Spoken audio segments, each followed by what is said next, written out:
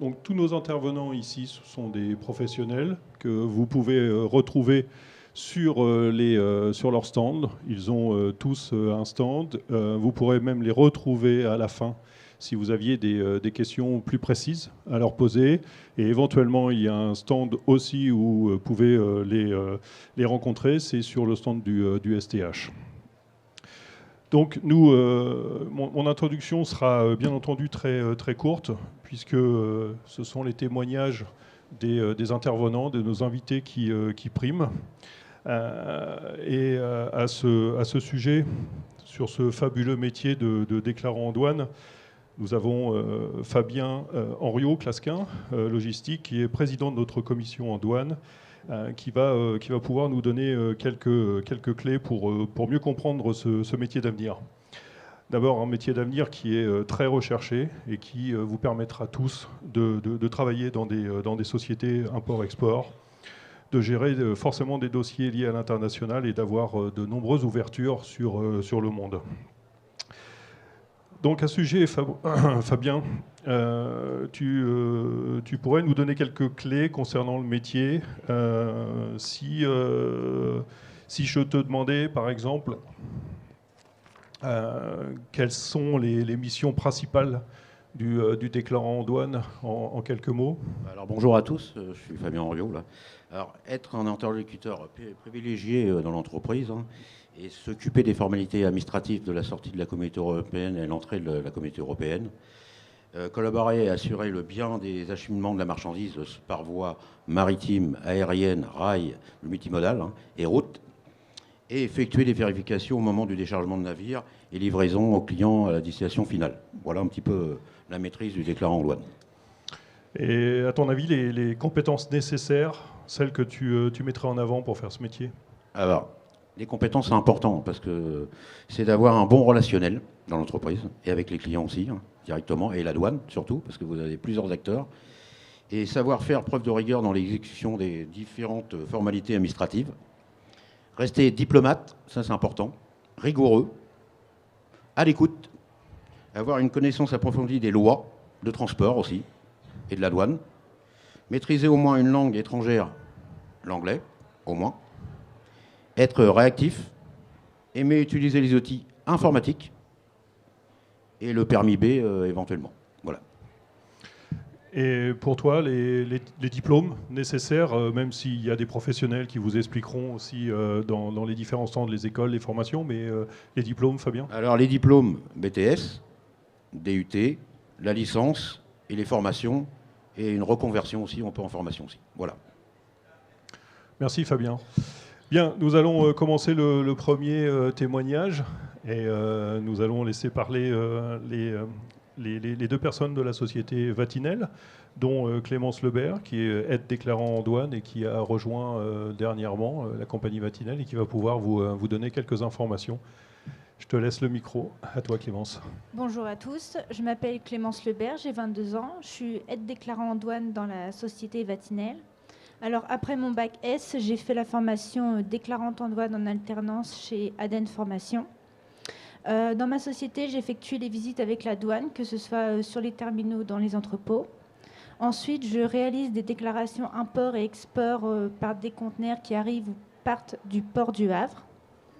Je calcule le montant des droits de douane, de la TVA et des autres taxes.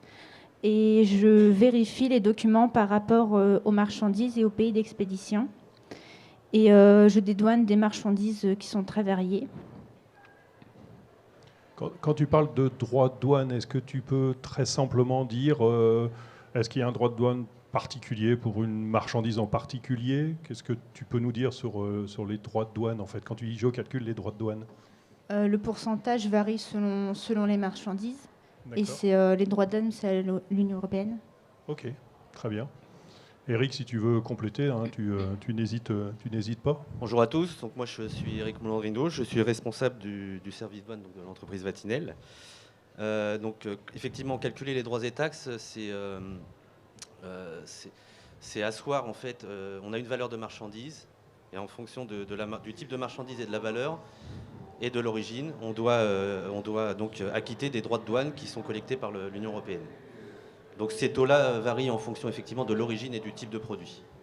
Donc, c'est-à-dire que tu fais ce calcul avant de mettre en circulation, avant que la marchandise soit vendue au public, hein, c'est ça? Voilà, c'est ça. En fait, pour pouvoir mettre à la consommation une marchandise en Europe, ou en France en l'occurrence, on est obligé donc de payer des droits en fonction des produits et la TVA, et c'est ce qui permet à la marchandise d'être mise à la consommation ensuite en France. Ok, merci. Clémence, peut-être, on pourrait peut-être parler des perspectives. Comment tu vois l'avenir? Alors, c'est un métier qui est varié, car il y a plusieurs types de marchandises. Ça peut être alimentaire ou diverses marchandises. Et aussi dynamique, parce que les règles changent, les lois changent aussi, et il faut s'informer. Et pourquoi tu as choisi en fait d'être déclarante? Parce que je suis plutôt curieuse au niveau de la marchandise, de savoir l'importation, l'exportation, comment ça se passe, comment c'est contrôlé. Ok, très bien. Bon, bah merci. N'hésitez pas si vous aviez des questions, que cette séance elle soit interactive, donc vous levez la main, n'hésitez pas à nous interrompre, ce sera avec plaisir qu'on répondra à la question. On peut peut-être passer au prochain témoignage, Fabrice Nil, qui est chez Clasquin Logistique. Alors bonjour à tous, ça fait maintenant 18 ans que je suis chez Clasquin.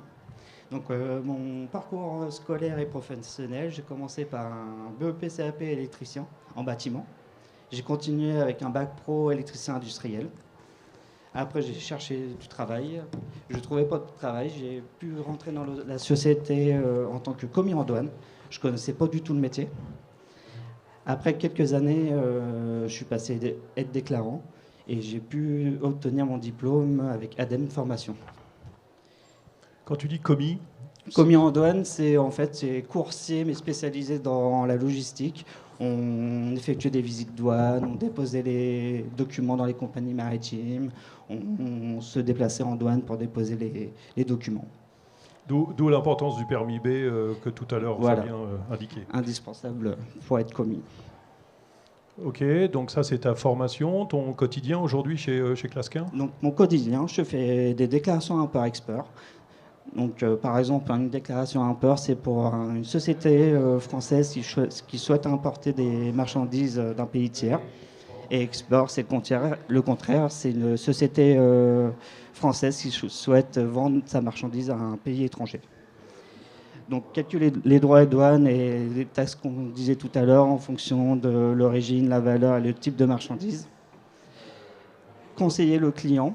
Les clients nous demandent régulièrement des informations sur une marchandise qu'ils souhaitent importer et s'il y a des réglementations particulières à respecter. Ok, donc qui dit conseil dit responsabilité. C'est quoi votre niveau de responsabilité quand vous donnez un conseil en douane? Donc, Fabien, tu peux intervenir également, hein, c'est pas un souci. Alors, quand un client nous demande en amont, par exemple, pour une paire de chaussures Nike, d'avoir un peu les normes et les droits de douane à l'arrivée pour calculer sa marge pour une entreprise, là, le déclarant a le devoir de conseil d'expliquer comment ça se passe à l'arrivée sur la communauté européenne. Voilà.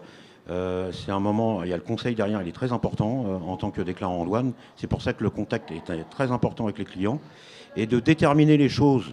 Parce qu'il ne faut pas se tromper, parce que si on s'engage demain de dire voilà ça coûte 12% les droits de douane pour les chaussures au niveau plastique, si demain c'est pas 12% mais c'est moins, pour son calcul de marge, vous voyez un petit peu les conséquences. Voilà un petit peu le conseil. Au niveau, donc, une fois que tu nous as parlé de ton quotidien, on va parler un peu des perspectives en ce qui te concerne, des opportunités. Oui, donc comme j'ai commencé commis en douane, j'ai pu évoluer dans la société et j'ai eu aussi la possibilité d'apprendre de nouvelles choses en fonction du métier. On m'a permis de faire des déplacements dans une filiale pour apprendre tout ce qui était œuvres d'art, l'importation et l'exportation d'œuvres d'art, qui est vraiment quelque chose de particulier, qui n'est pas comme le général cargo, la marchandise d'hiver. C'est une autre réglementation. Ok, donc tu découvres encore et encore. Toujours. C'est un métier où on apprend tous les jours. Il y a toujours quelque chose de nouveau et puis la réglementation change toujours. Donc il faut toujours rester en éveil. Ok, très bien. Merci Fabrice. Nous allons passer du côté de Bolloré Logistique, Kevin Lebuan, qui est déclarant en douane. Kevin. Oui, c'est bon. Alors bonjour à tous, je suis Kevin Lebuan, déclarant en douane chez Bolloré Logistique. Donc mon parcours c'est le suivant. J'ai commencé avec une licence LEA option commerce international et ensuite j'ai enchaîné sur un master responsable du développement à l'international qui était dans la continuité. Et pour me spécialiser, j'ai voulu rentrer dans la douane, dans le domaine de la douane, et je suis rentré dans la formation déclarant douane et conseil chez Listelli, donc qui, entre parenthèses, a également un stand juste à côté de celui-ci. Mais tu peux nous expliquer pourquoi tu es tombé dans la potion magique d'un coup après un LEA?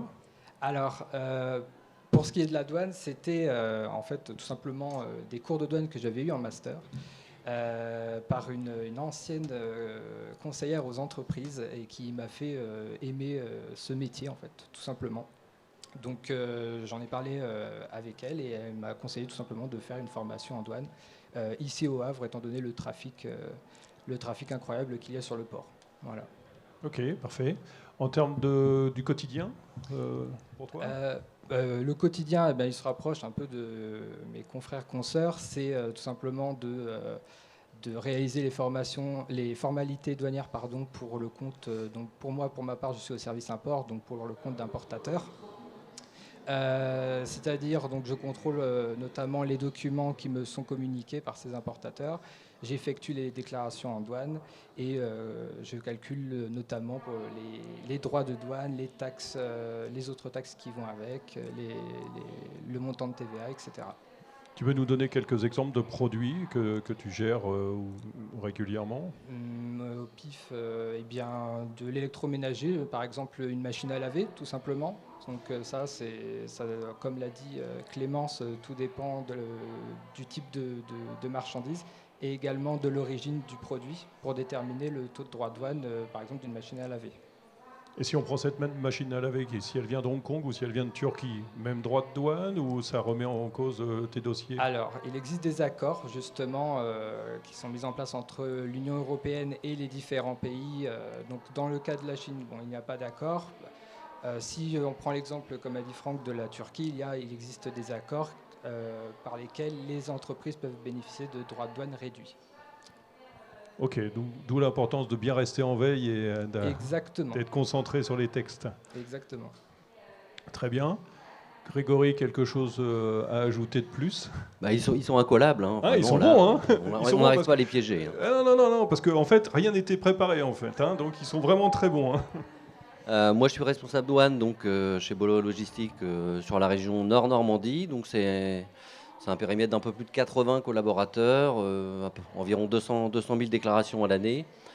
Sur l'avantage de travailler en région comme ça, on travaille sur les ports de Le Havre, Rouen et Dunkerque. Et vous n'êtes pas sans savoir qu'en ce moment, on a de nombreux mouvements de grève. Et j'étais encore dans le Nord en début de semaine. Et le port de Dunkerque a la chance, on va dire, de travailler. Ce qui est un peu compliqué pour nous en ce moment ici au Havre. Et on travaille à la mutualisation de tous ces dossiers import et export. Et ça permet à nos collègues de Dunkerque, avec les outils dématérialisés et informatisés, de nous transmettre un certain nombre de dossiers directement sur nos agences de Rouen et du Havre et de continuer à pérenniser un peu nos activités malgré cette situation un petit peu compliquée en ce moment. Donc Grégory, tu me confirmes le cliché du déclarant en douane derrière des piles au fond d'un bureau, c'est terminé tout ça? Oui, ça y est, la poussière ne fait plus partie du quotidien du déclarant en douane. Aujourd'hui, voilà, il travaille en ligne, il est 2 voire 3.0. Et mobile. Et mobile, voilà, exactement. Ok, parfait, merci beaucoup. Minute. Bien sûr. Je vais intervenir parce que le déclarant en douane, il est très très important dans l'entreprise. Ça fait partie de la chaîne logistique, entre les opérationnels, les commerciaux, la direction et tout. Voilà. Moi, ce que je voulais dire, on a participé au Covid, tous les déclarants en douane de France, pour faire entrer le maximum et exporter aussi le maximum sur l'UE, tout ce qui est masque, protection. Moi, j'ai fait un Antonov de 21 millions de masques qui a atterri à Vatry, et c'est mes déclarants qui se sont occupés de la prise en charge de cet Antonov. Voilà. Vous voyez un peu les exemples, je pourrais vous en donner des milliers d'exemples. On touche à toute catégorie de marchandises. C'est un excellent pont et une excellente passerelle pour passer le micro à Yannick, qui va nous dire quelques mots sur un métier encore particulier qui est l'agroalimentaire et qui est forcément sous l'ombrelle également de toutes les déclarations de douane. Je te laisse les paroles. Merci. Merci, bonjour mesdames, messieurs. Je suis Yannick Théard et je travaille dans l'environnement douanier depuis presque 30 ans maintenant. Ma formation repose sur des études de droit où j'ai obtenu à l'Université de Nantes une maîtrise. Alors aujourd'hui, ça correspondrait à un Master 1. Je suis ensuite entré dans l'administration des douanes où j'ai exercé pendant 15 ans en qualité d'inspecteur des douanes. J'ai effectué plusieurs types de métiers, puisque l'administration des douanes propose effectivement une grande ouverture en termes d'activités et de champs d'intervention. Des activités de management, d'encadrement de services de contrôle, mais aussi de conseil pour les entreprises. Ensuite, j'ai fait le choix de quitter l'administration et d'intégrer un groupe qui s'appelle Sofrilog et Sogena. Alors Sofrilog, c'est une activité, c'est un groupe de sociétés de prestations de stockage sous température dirigée. Donc environ 40 entrepôts en France, entrepôts frigorifiques. Et la partie Sogena, c'est la partie service au navire, des sociétés de manutention portuaire, de commission de transport et donc de représentation en douane. Et donc, au sein de ce groupe, j'exerce des activités de responsable douane et j'assure aussi la direction d'une société qui s'appelle Sogena Transit et qui est spécialisée dans le dédouanement, la prise en charge douanière des marchandises échangées avec le Royaume-Uni. Donc, au terme, je dirais, des négociations qui ont conclu à la sortie du Royaume-Uni de l'Union européenne, que vous connaissez tous sous le nom de Brexit. Parmi les différentes activités de cette société, nous assurons le dédouanement effectivement de produits agroalimentaires, aussi bien à l'importation qu'à l'exportation. Plutôt à l'importation, les Britanniques nous livrent certains produits comme le poisson ou des produits laitiers en quantité relativement importante, puisque c'est un marché, c'est un producteur important de ces types de produits.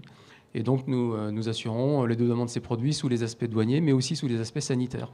Donc, c'est l'addition, l'association de deux types de réglementation technique. Réglementation douanière, qui repose sur des aspects effectivement techniques, mais aussi fiscaux. Et puis, la réglementation sanitaire, qui repose sur des aspects qualitatifs et sur des éléments d'analyse qui sont effectués par des professionnels type vétérinaire. Mon quotidien, voilà, globalement, c'est aussi, bien évidemment, d'assurer les grandes missions que sont celles d'une entreprise de représentation en douane, à savoir défendre les intérêts de ses clients vis-à-vis de l'administration, optimiser les flux qu'un client peut confier à un représentant en douane. Quand j'ai dit optimiser, c'est-à-dire analyser ces flux et proposer quelles sont les meilleures options, d'un point de vue fiscal notamment, pour que l'entreprise puisse faire en sorte d'éviter de payer ce qu'elle n'a pas à payer et de ne devoir acquitter que ce qu'elle doit acquitter, mais pas plus. Donc, est-ce qu'on peut comprendre finalement, comme disait Fabien, le déclarant en douane est quasiment au milieu de l'entreprise et est en contact avec les commerciaux, avec les exploitants, avec... Oui, le représentant en douane, il a un rôle important dans une entreprise aujourd'hui parce qu'il a un rôle de conseil, bien évidemment, en termes de développement à l'international de cette société. Aujourd'hui, la croissance d'une société, ce sont principalement deux choses, c'est l'innovation et l'exportation. Donc, s'orienter vers l'exportation pour une entreprise, c'est la possibilité de pouvoir s'installer, se développer dans un environnement international qui va lui permettre de dégager des marges de croissance. Le déclarant en douane va pouvoir orienter, conseiller, guider une entreprise qui souhaiterait se lancer ou développer, pérenniser ses activités import-export. Puisque exporter, c'est une chose, mais importer, c'en est une autre. Et aujourd'hui, les entreprises qui exportent sont aussi des entreprises qui importent. Tout à l'heure, tu nous as parlé du Brexit. C'est un bel exemple où il a fallu s'adapter quasiment, pas du jour au lendemain, parce que c'était décidé, mais on sait la rapidité ou le mode de fonctionnement de l'Union européenne. voilà, c'était quoi l'impact pour un déclarant en douane que l'Angleterre sorte du marché commun? Pour un déclarant en douane, c'est d'abord, je dirais, une situation un peu inédite, hein, puisque la sortie de l'Union européenne, c'est un petit peu à l'inverse du sens de l'histoire. Hein. Depuis 40 ans, on abat des frontières, on facilite les échanges, et là, d'un seul coup, on recrée une frontière, a fortiori en face de chez nous. Ça constitue aussi une opportunité pour un environnement économique qui est chargé de représenter ses clients vis-à-vis de l'administration des douanes. Et donc, là aussi, des opportunités de croissance et de création de postes pour pouvoir accompagner nos clients dans la réalisation de leurs opérations import-export avec le Royaume-Uni. Cela veut dire aussi que les RDE, les déclarants en douane, sont des personnes qui ont une capacité d'adaptation qui leur permettent aussi de pouvoir, appréhender des nouvelles situations de manière assez rapide et qui repose aussi sur, aussi que cela a été précisé auparavant, une grande rigueur dans la réalisation du travail, une curiosité aussi, parce que on est confronté à de multiples produits et à de multiples situations. Et puis aussi, une appétence pour l'environnement informatique, puisque le dédouanement n'échappe pas au phénomène de digitalisation. Et les déclarants doivent aussi en permanence s'adapter à ce nouveau contexte de travail qui repose désormais et avant tout sur des échanges informatiques et informatisés. Donc c'est-à-dire que vos entreprises ont dû faire d'un déclarant pour la marchandise traditionnelle qui venait de pays tiers un déclarant pour un peu le spécialiser en Brexit, parce que je pense que... Oui et non. Oui. Alors, je dirais non d'abord parce que la marchandise qui arrive du Royaume-Uni, c'est une marchandise qui est traitée et qui est appréhendée d'un point de vue réglementaire comme une marchandise qui viendrait d'un autre État non Union européenne, des États-Unis ou d'ailleurs. Donc, je dirais on a d'abord un socle réglementaire qui est déjà connu des déclarants. Oui, une adaptation nécessaire parce que l'environnement est un petit peu différent, parce qu'aujourd'hui, les échanges mondiaux de marchandises, c'est 80% par la voie maritime. 80% par la voie maritime. Lorsque l'on importe des marchandises de Chine ou de la côte occidentale africaine, finalement, on travaille avec un transit time qui peut varier de 25 à 5-6 jours. Le Royaume-Uni, c'est du short sea, c'est du transit time à quelques heures. La traversée de la Manche, le tunnel, c'est 35 minutes. Calais, c'est 1h10. Donc là, il a fallu effectivement s'adapter à un nouvel environnement de travail qui s'apparentait plus à de l'aérien, et encore même de l'aérien très court, pour pouvoir s'inscrire dans cette nouvelle configuration économique et politique communautaire, européenne. Et c'est la force des déclarants que justement de pouvoir répondre à cette situation en s'appuyant sur des compétences acquises et qui aujourd'hui montrent toute leur effectivité à partir du moment où on est passé de la libre circulation au 31 décembre 2020 au dédouanement pur et dur au 1er janvier 2021. C'est-à-dire qu'en une nuit, on est passé d'un monde à un autre. Voilà. Donc c'est aussi la force des déclarants que de pouvoir, de ce métier, que de pouvoir aussi s'adapter en permanence à un nouvel environnement. Et peut-être aussi s'adapter géographiquement, puisque peut-être que vos entreprises ont ouvert ou déplacé des bureaux sur Dunkerque, sur la Bretagne, enfin je ne sais où. Oui aussi. Après, là, comme je le disais, on est dans un environnement aujourd'hui qui se digitalise à vitesse grand V. Et en association avec ces mécanismes informatiques, on a des procédures douanières qui nous permettent aussi de pouvoir intervenir sur différents sites d'arrivée ou de départ des marchandises sans nécessairement être physiquement présent. Ok. Merci beaucoup pour ces éclaircissements, Yannick. On va passer à Sarah. Oui. Ah bon, pardon, désolé. Effectivement, merci beaucoup. Merci. Oui, l'anglais, évidemment, l'anglais déterminant. C'est la langue de travail, en fait, au quotidien. En fait, on oublie de le dire parce que pour nous, c'est tellement... Merci Fabien, c'est effectivement... c'est tellement efficace. C'est important, effectivement. Bon, Sarah, j'espère que tu parles anglais parce que là, il y a un peu de pression. Yes, I do. Donc, Sarah, elle est déclarante en formation à l'ISTELI, donc elle va pouvoir témoigner de son parcours. C'est ça. Alors, bonjour à tous. Moi, c'est Sarah. J'ai 26 ans. Mon parcours, j'ai un BTS commerce international. Après avoir obtenu mon BTS, j'étais pas du tout intéressée par la suite de ce diplôme.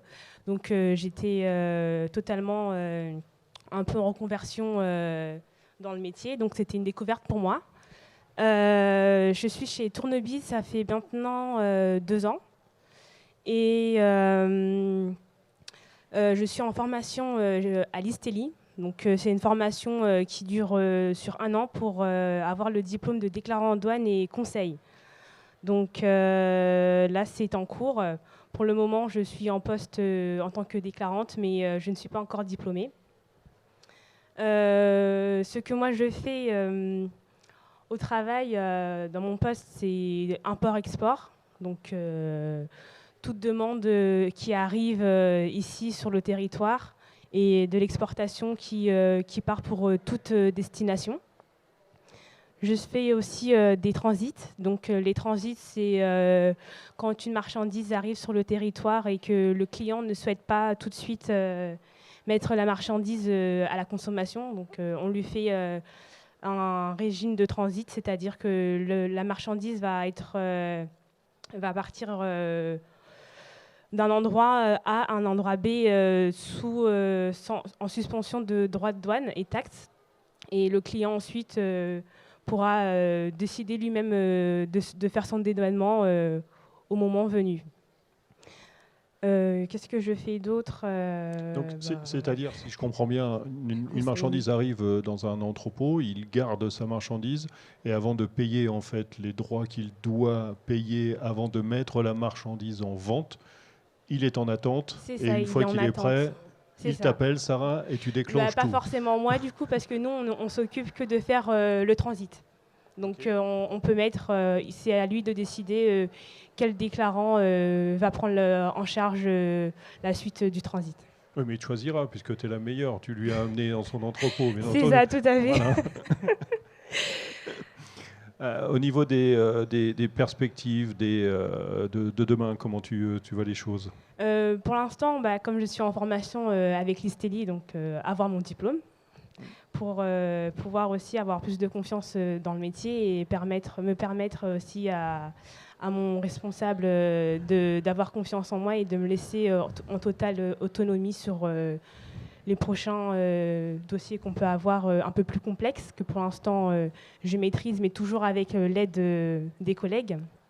Donc, Et tu es arrivé dans ce métier en fait à l'origine de tout ça par hasard ou... Suite à mon diplôme, je savais que ça pouvait correspondre, mais j'étais pas du tout douane, je connaissais pas. Donc j'ai appris grâce à Julie qui est ici à mes côtés, qui m'a formée en interne. Donc j'ai appris sur le tas et c'est comme ça aussi que j'ai pu évoluer.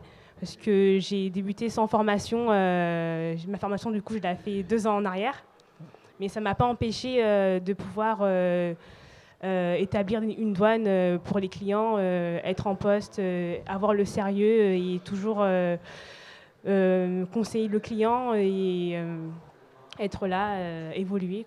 Et qu'est-ce qui t'a fait en fait plonger dedans, puisque on t'a mis un peu comme tu dis sur le tas. C'est ça, sur le tas, et c'était intéressant en fait. C'est la curiosité de savoir qu'est-ce qui est réellement la douane, qu'est-ce qui se passe réellement sur chaque produit qu'on peut voir qui est autour de nous, pourquoi est-ce que un tel produit est contrôlé, pourquoi est-ce qu'un tel produit ne peut pas être mis sur le marché, pourquoi est-ce qu'il y a la protection du consommateur, toutes ces choses-là.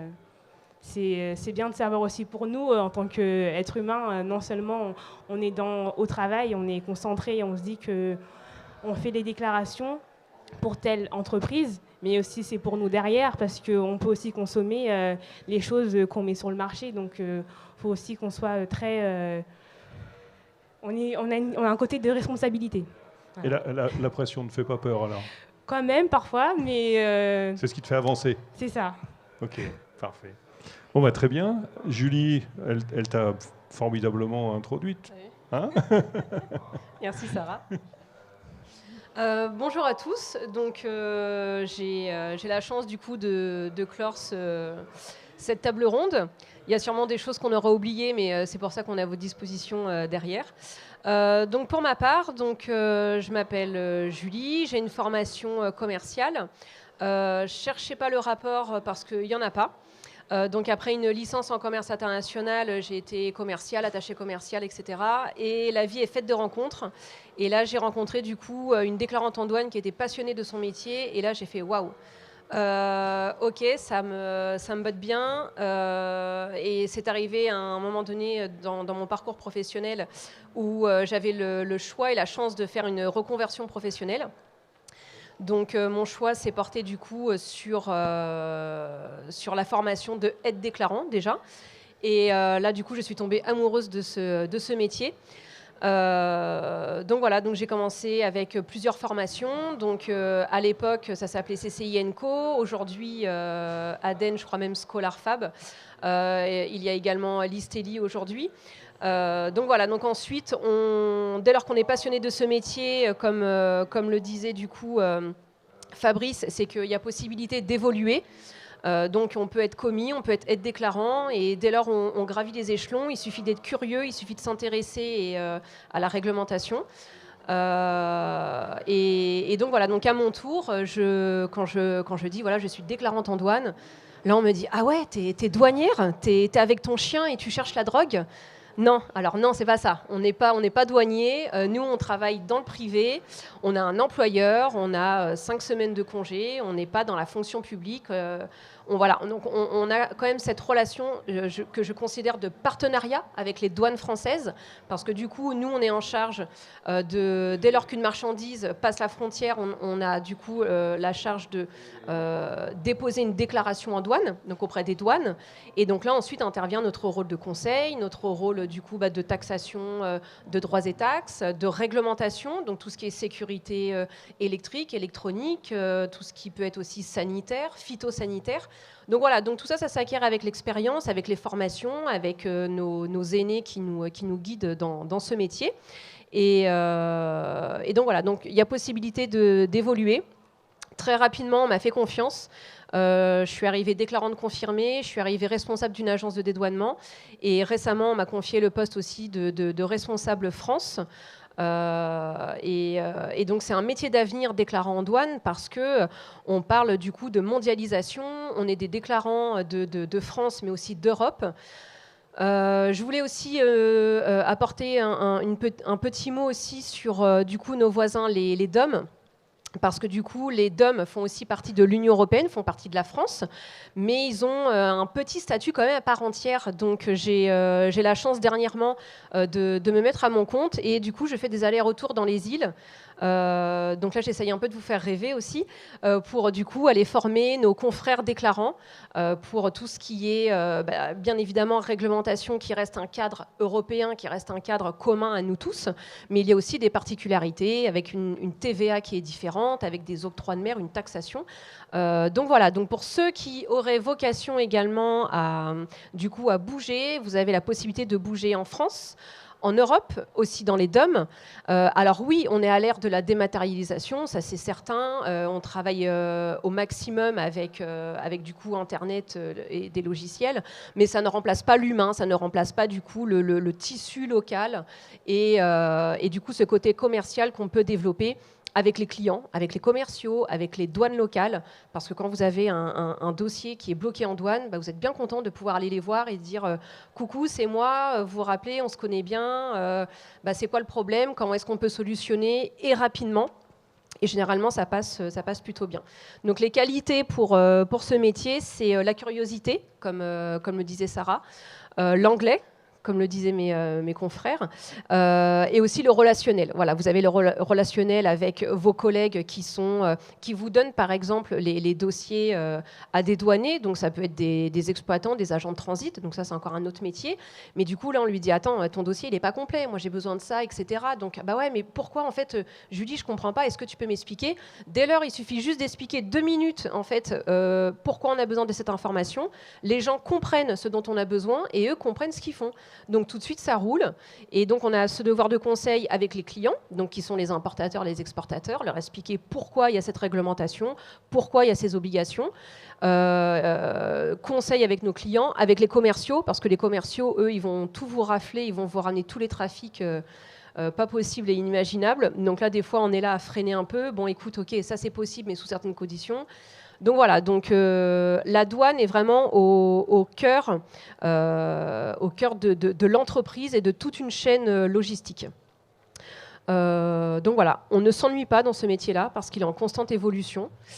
Et aussi, oui, aussi ce qui peut être intéressant, c'est que vous avez forcément, ça reste un travail administratif, mais vous avez aussi la possibilité de prendre votre voiture ou alors de partir avec le commis en douane et d'aller faire une visite douane, de voir comment ça se passe, d'aller en entrepôt, d'aller sur un terminal, de péter les plombs d'un conteneur et de comprendre du coup le métier des douaniers. Pourquoi ils font ça? Ce n'est pas que pour nous embêter. Donc voilà, donc ça c'est ce rapport aussi qu'on a avec les douaniers. Et qu'est-ce que je peux vous dire de plus? Écoutez, c'est riche en comment dire, en expérience personnelle et professionnelle. Voilà. Donc comme vous avez pu le voir, ils ont l'air quand même très épanouis. Ça vous donne pas envie quand même quelque part?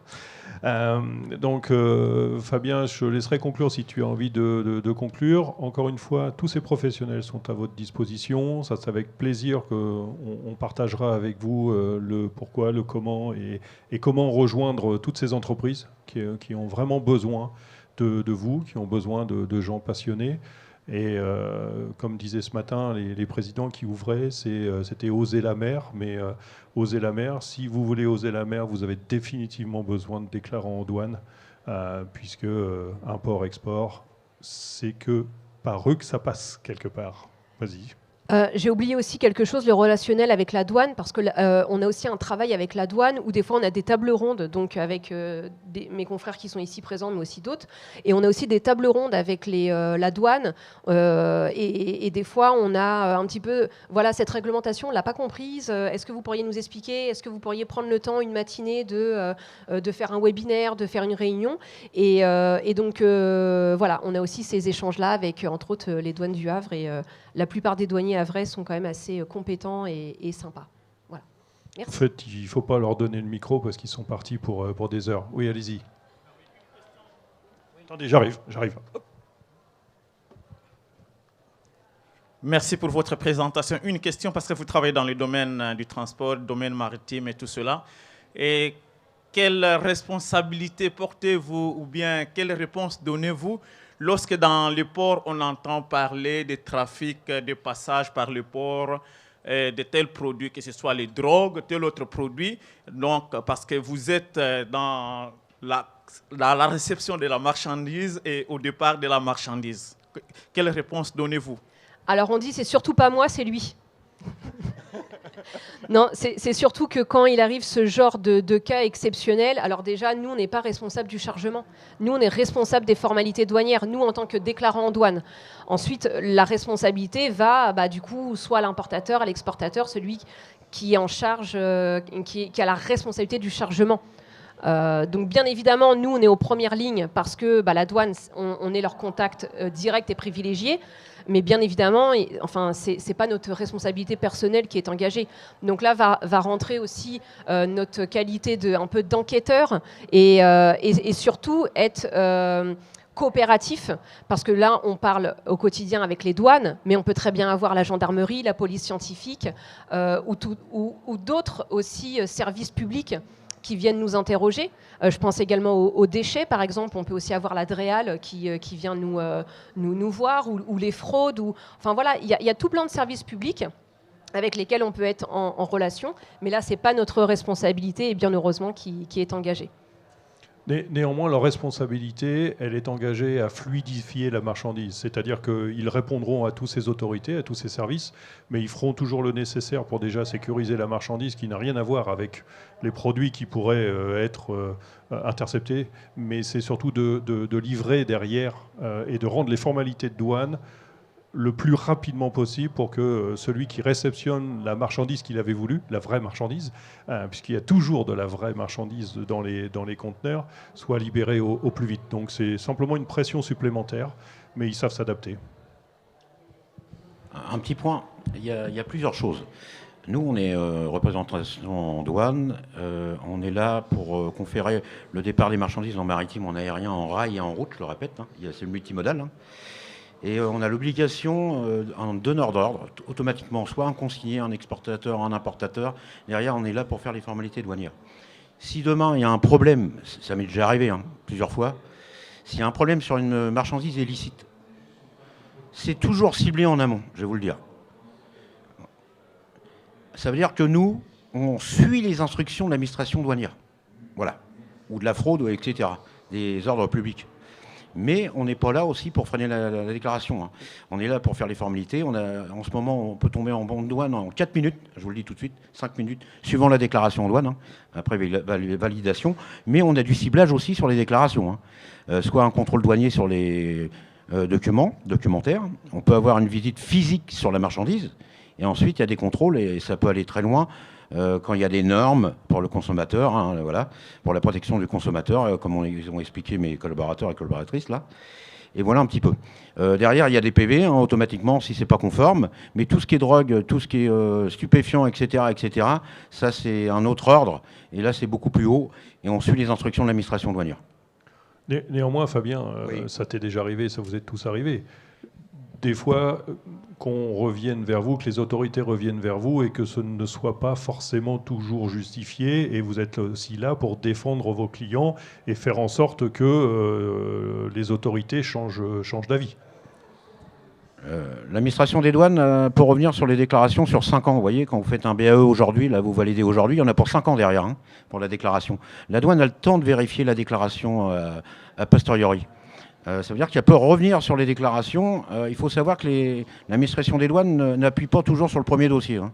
On attend peut-être les 5 ans aussi. Hein. Et nous, en tant que déclarant douane, ou responsable douane, ou directeur France douane, etc., on est là pour accompagner le client. Ça veut dire qu'on ne laisse pas le client dans la nature, avec ses problèmes avec l'administration des douanes. Et là, on est là pour le conseiller. S'il faut ressortir une centaine de déclarations, des fois c'est 1000 déclarations à sortir. Et pour un contrôle a posteriori, là je suis peut-être trop technique pour vous, mais on a des contrôles comme ça. Et là, notre rôle en tant que déclarant en douane, parce qu'on a fait la déclaration en douane, on connaît les produits, on sait ce qu'on a mis dans la déclaration, on est là en tant que rôle de conseil. Et si ça va beaucoup plus loin avec l'administration au contentieux douanier, là on prend les mesures qu'il faut avec un avocat. Voilà, en conseil. Donc vous voyez, ça rigole pas non plus en fait. Hein. Une question, attendez. Bonjour à tous. Moi, j'ai bien compris l'aspect conseil hein, de vos missions. Il y a juste une chose que je ne saisis pas bien, c'est en quoi finalement, enfin pour moi, une réglementation, c'est une réglementation. Elle s'applique pour tout le monde de la même manière. Les taxes, les redevances, etc. aussi, j'imagine. Alors comment, c'est quoi exactement l'optimisation en fait pour vos clients? Quelle est la marge de manœuvre en fait que vous offrez à vos clients par rapport à tout ça? Alors notre rôle de conseil, c'est tout simplement déjà donc l'optimisation douanière, c'est par exemple offrir le meilleur schéma douanier au client. Par exemple, s'il dit bah voilà, moi j'importe, je répare et ensuite ça repart à l'exportation, on va dire bah écoute, tu vas pas payer les droits et taxes parce que quand c'est destiné à la réexportation, tu pourrais t'exonérer. Donc on va étudier ensemble si ça vaut le coup, ou alors c'est vrai que c'est souvent à l'import, mais après aussi des fois à l'exportation, il peut y avoir des accords préférentiels. L'Union européenne a énormément d'accords dans le monde. Et là, on peut dire, mais tu sais qu'en fait, juste en mettant une petite mention bien particulière qui est réglementée sur ta facture, tu pourrais du coup bénéficier de droits de douane réduits ou nuls ou autres. Après aussi, tout ce qui est conseil... Après, les importateurs, souvent, ils s'emballent. Ils pensent des fois faire une super affaire et on s'aperçoit trop tard. Et nous, on dit, mais non, en fait, il te manque ce papier-là. Là, tout à l'heure, Fabien a pris l'exemple des baskets Nike. Mais est-ce que tu es autorisé par la marque est-ce que Nike t'autorise à importer? Sinon, c'est considéré comme de la contrefaçon et là, c'est prohibé, etc., etc. Donc, voilà, c'est ce genre de... Après, qu'est-ce qu'on importe? Dans quel but ça va servir? Si c'est destiné, par exemple, à des avions, tout ce qui est aéronef civil, ça peut être exonéré, mais il faut aussi un certain document, comment l'obtenir, etc. Donc là, c'est notre rôle de conseil. Bien évidemment, ce rôle de conseil, on encourage les jeunes, comme ceux qui témoignent aujourd'hui, à faire ce genre de conseil, mais bien évidemment, quand on arrive à ce stade-là, ils passent le relais à un déclarant confirmé ou alors à leur responsable, s'il est disponible, à leur responsable douane. on ne peut pas donner du conseil du jour au lendemain. Ce qu'on demande déjà à un jeune déclarant qui arrive, c'est déjà être curieux, se poser des questions, et puis avoir un peu de logique. Et voilà, au fur et à mesure, s'intéresser. Bon, ok, maintenant, tu as pigé ce trafic-là, on va t'en donner un petit peu plus, etc. Ou même, voilà, proposer un transit. Sarah pourrait très bien dire, bah, attends, tu sais, là, tu payes tes droits et taxes au Havre, mais ça pourrait être avantageux pour toi de faire un transit et tu les payes chez toi ou plus loin. Donc, voilà, c'est étudier le schéma logistique et s'assurer que, du coup, l'option douanière qu'il choisit est la bonne. Mais ensuite, je suis bien d'accord, la réglementation est la même pour tous, mais ensuite, on l'interprète à sa façon. Et il y a des clients qui sont les nôtres qui sont tout à fait au courant de la réglementation et qui sont tout à fait corrects et il n'y a pas de souci. Mais il y en a d'autres qui font semblant de ne pas comprendre. Et là, c'est notre rôle, parce que voilà, enfin, moi, je me considère, en tout cas, je fais mon métier avec passion, donc je me considère garante, première garante déjà, de votre sécurité, de la sécurité publique, sanitaire, par exemple les jouets, je vais demander si c'est bien conforme. Enfin, moi-même, avant même d'être maman, je ne voudrais pas mettre en danger la vie d'enfants, par exemple. Donc on s'assure de ces choses-là. Voilà. Et pour compléter, nous qui sommes organisation, et nous recevons beaucoup de coups de fil de clients qui ont importé de la marchandise sans se soucier si elle avait le droit de rentrer. Donc très souvent, on les envoie forcément vers les RDE, mais la plupart du temps, ils sont obligés de la détruire. Parce qu'il y a même encore des phénomènes incroyables où, je vais vous donner une anecdote, où quelqu'un fait venir des machines à coudre d'Asie et nous appelle désespéré, voilà, en disant la douane me bloque. Forcément. Il manquait les certificats de conformité et ainsi de suite. Et le réflexe de cette personne, avant qu'on lui donne le nom d'un transitaire, nous dit c'est pas grave, je vais la réexporter sur l'Afrique. Mais non, ça marche plus comme ça. C'est terminé. Donc, c'est extrêmement important quand il parle d'optimiser, c'est effectivement être très en contact avec les clients et que les clients soient en contact avec les déclarants en douane parce que ça peut coûter très cher. Donc voilà. Franck, il ne faut pas subir. Ça veut dire quoi? Parce que depuis 39 ans, je fais ce métier. Il ne faut pas subir. Le déclarant, il est là pour identifier les problèmes avant l'arrivée du navire. Soit par son responsable douane, avec les commerciaux et discuter, et d'essayer d'avoir la meilleure formalité douanière à l'arrivée, à l'entrée de la communauté européenne, qu'il n'y ait pas de problème. Même en postérieur, derrière, en contrôle ex-post. Il ne faut pas qu'on subisse. Alors maintenant, c'est le mot d'ordre. Les déclarants, ils travaillent beaucoup en amont, beaucoup. Ils étudient les flux en amont de ce que souhaite un importateur en France, une PME, une ETI, un grand compte. Moi, j'ai travaillé pour les plus grandes sociétés de France. Je ne vais pas les citer, mais voilà, des grands comptes, des grands comptes. Ils analysent tous leurs flux pour avoir les régimes économiques les plus avantageux. Voilà. Mais il ne faut pas subir. Le déclarant, il ne subit pas. Et s'il bosse bien, il fait son job, il a tous les outils qu'il faut, il peut travailler en amont et étudier le flux qui va arriver dans 1 mois ou 2 mois ou l'année prochaine. Vous voyez un petit peu le système. Voilà.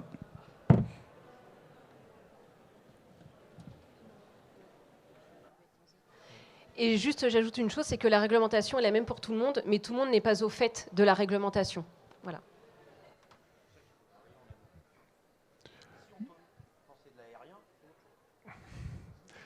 S'il n'y a pas d'autres questions, nous, en termes de timing, on me fait signe qu'il faut qu'on arrête parce que vous êtes trop passionnants. Donc, et si on ne les arrête pas, ils sont partis pour 2 heures. Hein. Donc, encore une fois, tous les professionnels, tous les jeunes les jeunes professionnels, j'insiste bien, hein, qu'il n'y ait pas d'ambiguïté, ils sont à votre disposition, soit hors dehors de la salle, s'il y a besoin de la place, sur les stands, au STH, n'hésitez pas. Et encore une fois, on a besoin de vous, on a besoin de gens passionnés parce que ce métier est passionnant. Voilà, merci beaucoup.